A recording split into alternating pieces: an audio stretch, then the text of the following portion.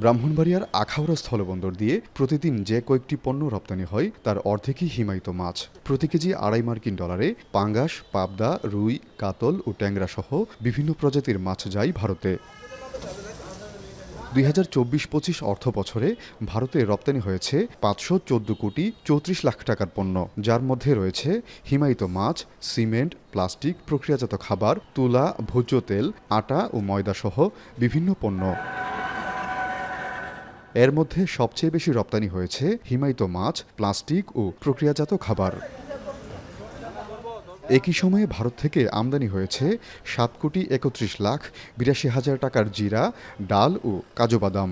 সরকারের রাজস্ব এসেছে 4 কোটি 16 লাখ টাকা, যা বিগত অর্থবছরের তুলনায় প্রায় 51 লাখ টাকা কম।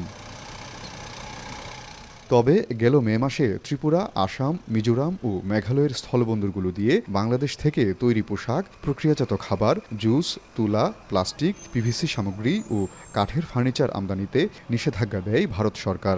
এসব পণ্যের মধ্যে তৈরি পোশাক ও কাঠের ফার্নিচার ছাড়া বাকি সবকটি পণ্য নিয়মিত রপ্তানি হতো আখাউড়া স্থলবন্দর দিয়ে, যা মোট রপ্তানি বাণিজ্যের অর্ধেক। ব্যবসায়ীরা বলছেন, নতুন অর্থবছরে নিষেধাজ্ঞা প্রত্যাহার না হলে রপ্তানি বাণিজ্য ক্ষতিগ্রস্ত হবে অন্তত 30%। বাণিজ্য সচল রাখতে তাই সব ধরনের পণ্য আমদানির সুযোগ চান তারা।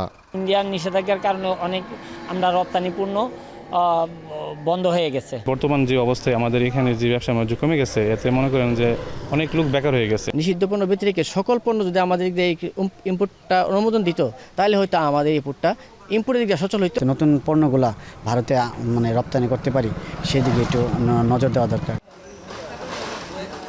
বন্দর কর্তৃপক্ষ বলছে, ভারতের নিষেধাজ্ঞার কারণে গেল অর্থবছরের শেষ দিকে রপ্তানি বাণিজ্য কিছুটা ক্ষতিগ্রস্ত হয়, যার নেতিবাচক প্রভাব পড়ে বন্দরের মাশুল আদায় কার্যক্রমে। তবে নিষেধাজ্ঞার বাইরে থাকা পণ্যগুলোর রপ্তানি বাড়ানোর পরামর্শ এই কর্মকর্তার।